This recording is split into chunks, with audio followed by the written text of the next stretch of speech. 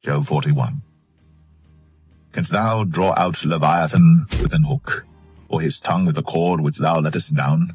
Canst thou put an hook into his nose, or bore his jaw through with a thorn?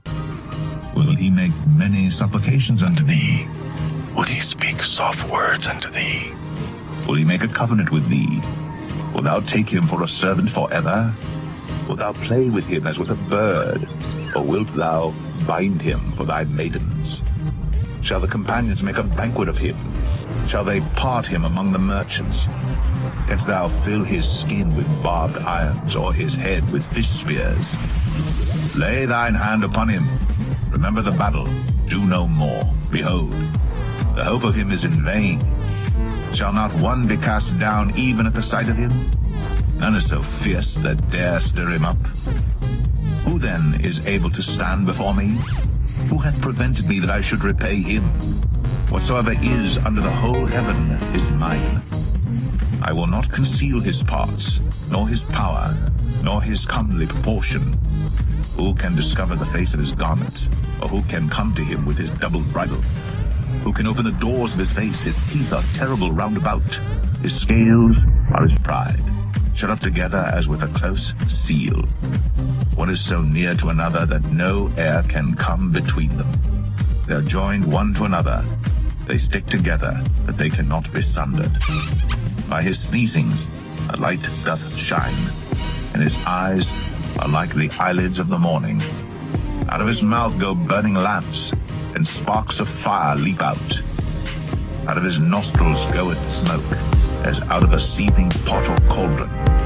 His breath kindleth coals, and a flame goeth out of his mouth. In his neck remaineth strength, and sorrow is turned into joy before him. The flakes of his flesh are joined together. They are firm in themselves. They cannot be moved. His heart is as firm as a stone, yea, as hard as a piece of the nether millstone. When he raiseth up himself, the mighty are afraid. By reason of breakings they purify themselves. The sword of him that layeth at him cannot hold, the spear, the dart, nor the habergeon. He esteemeth iron as straw, and brass as rotten wood. The arrow cannot make him flee. Sling stones are turned with him into stubble. Darts are counted as stubble. He laugheth at the shaking of a spear. Sharp stones are under him. He spreadeth sharp pointed things upon the mire. He maketh the deep to boil like a pot. He maketh the sea like a pot of ointment. He maketh a path to shine after him. One would think the deep to be horrid. Upon earth there is not his like, who is made without fear. He beholdeth all high things. He is a king over all the children of pride. Job 42. Then Job answered the Lord and said, I know that thou canst do everything, and that no thought can be withholden from thee. Who is he that hideth counsel without knowledge? Therefore have I uttered that I understood not, things too wonderful for me which I knew not.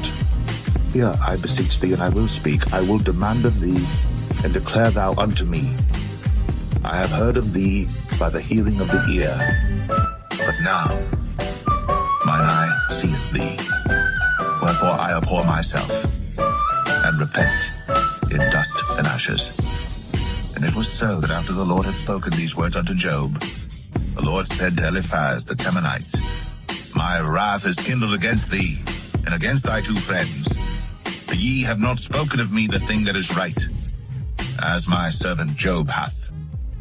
Therefore take unto you now 7 bullocks and 7 rams, and go to my servant Job, and offer up for yourselves a burnt offering. And my servant Job shall pray for you.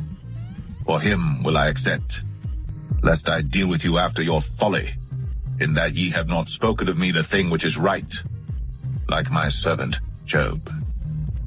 So Eliphaz the Temanite, and Bildad the Shuhite, and Zophar the Amathite went and did according as the Lord commanded them.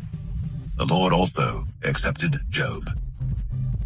And the Lord turned the captivity of Job when he prayed for his friends. Also the Lord gave Job twice as much as he had before. Then came there unto him all his brethren, and all his sisters, and all they that had been of his acquaintance before, and did eat bread with him in his house. And they bemoaned him and comforted him over all the evil that the Lord had brought upon him. Every man also gave him a piece of money, and every one an earring of gold. So the Lord blessed the latter end of Job more than his beginning. For he had 14,000 sheep, and 6,000 camels, and 1,000 yoke of oxen, and 1,000 she-asses. He had also 7 sons and 3 daughters. And he called the name of the first Jemimah, and the name of the second Keziah, and the name of the third Karen-Happuch. And in all the land were no women found so fair as the daughters of Job. And their father gave them inheritance among their brethren. After this lived Job 140 years, and saw his sons, and his sons' sons, even 4 generations. So Job died, being old and full of days. For him will I accept.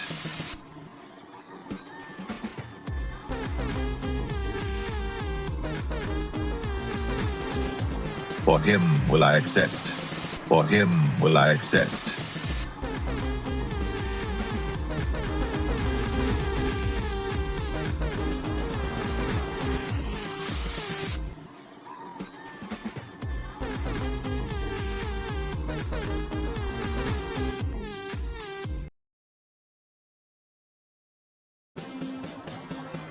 For him will I accept.